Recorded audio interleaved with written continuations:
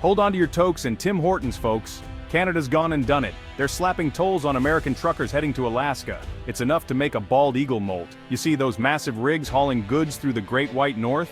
They've been enjoying a free ride, at least when it comes to tolls. But not anymore. This isn't just about a few extra loonies in Canada's coffers. It's about environmental protection, trade tensions, and a whole lot of cross-border griping. Buckle up, because we're about to navigate the potholes of this international trade spat. Let's rewind a bit, shall we? We're going to take a trip back in time to revisit some not-so-friendly economic skirmishes. Back in the good old days of, well, 2018, the world was a different place. People were glued to their smartphones, cities were bustling, and headlines were buzzing with news of international trade. It was during this time that the Trump administration decided to shake things up a bit. They slapped hefty tariffs on Canadian steel and aluminum, citing national security concerns. Remember that? Canada, being the ever-polite neighbor, responded in their own unique way. They said, "Now that's not very neighborly." But don't let their politeness fool you.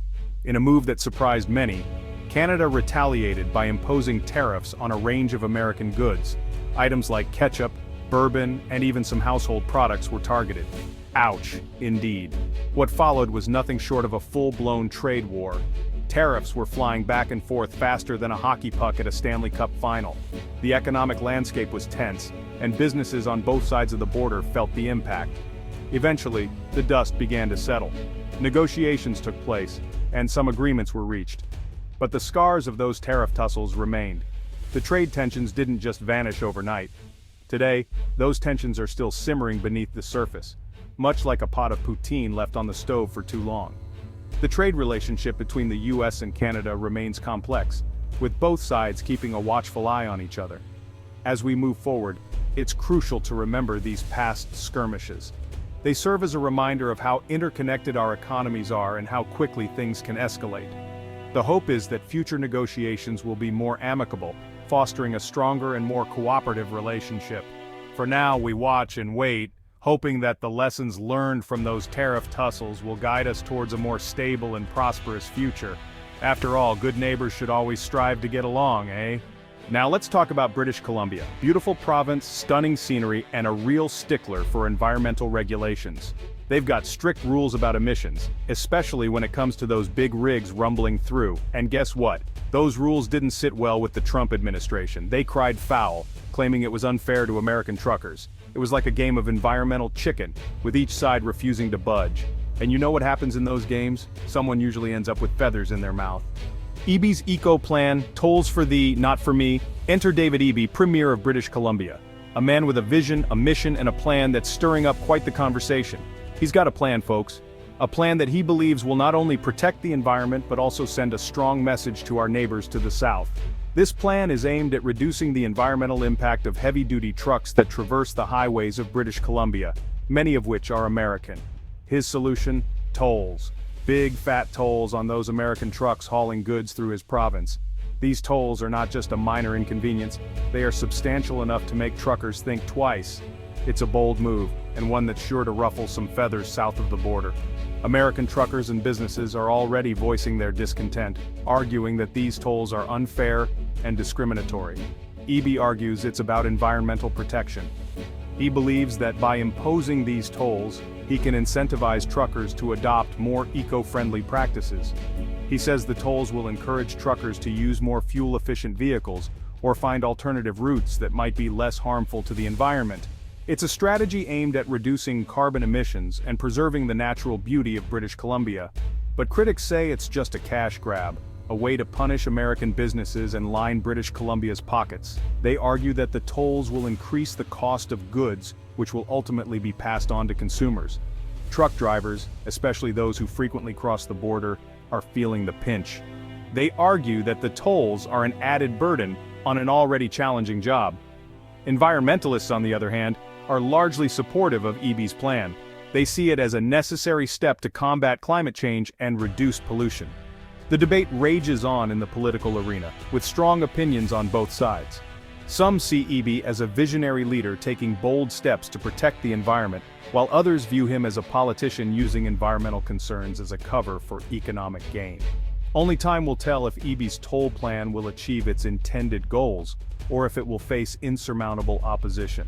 One thing is certain, the conversation about balancing economic interests with environmental protection is far from over. As the trucks roll on and the tolls take effect, British Columbia stands at a crossroads, navigating the complex terrain of eco-politics and cross-border relations. Alaska, feeling the pinch at the pump and the store. Now let's talk about the unintended victims in all of this, the good people of Alaska. Alaska, known for its breathtaking landscapes and tight-knit communities, is facing a unique set of challenges. The residents here are resilient, but the economic pressures are mounting. You see, Alaska relies heavily on goods trucked in from the lower 48. This means that almost everything Alaskans need, from food to building materials, has to be transported over long distances. The logistics of getting these goods to Alaska are complex and costly. And guess what those trucks have to drive through? Yep, British Columbia. The journey is not just long, but also fraught with challenges, including rough terrains and unpredictable weather conditions. These factors add to the cost and time it takes for goods to reach Alaskan shores. So when those tolls hit, guess who's paying the price? That's right, Alaskan businesses and consumers. Small business owners are particularly hard hit, as they struggle to keep their shelves stocked and their prices competitive. The ripple effect is felt throughout the community. Prices on everything from groceries to construction materials are going up. The cost of living in Alaska, already higher than the national average, is becoming even more burdensome. Families are finding it increasingly difficult to make ends meet. And those increased costs are trickling down to everyday Alaskans, who are already feeling the pinch at the pump. Gas prices are soaring, making it more expensive for people to commute to work or run errands.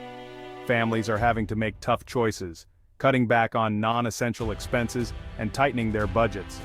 Despite these challenges, the spirit of Alaskans remains unbroken. Communities are coming together to support one another, sharing resources and finding creative solutions to cope with the rising costs. It's a testament to the resilience and solidarity that define the Alaskan way of life. As we navigate these tough times, it's important to remember the beauty and strength of Alaska. The land and its people have weathered many storms, and they will continue to do so, standing strong and united in the face of adversity. Canuck and Yankee stuck in a trade traffic jam? So what does this all mean for the future of US-Canada trade relations? Well, it's not exactly a recipe for a friendly potluck, is it? This toll spat is just the latest chapter in a long and often contentious trade relationship, and with both sides digging in their heels, it's hard to see a clear path forward. One thing's for sure, this isn't just about tolls. It's about environmental protection, economic interests, and the delicate balance of power between two North American neighbors. North American frenemies, united we stand, divided we toll. In the end, this whole toll booth kerfuffle begs the question, can these two North American giants ever really get along? Or are they destined to be frenemies forever, locked in a perpetual cycle of trade spats and diplomatic standoffs? Only time will tell, but one thing's for certain, this latest episode is a stark reminder that even the friendliest of neighbors can have their differences, and sometimes, those differences can lead to some pretty hefty tolls.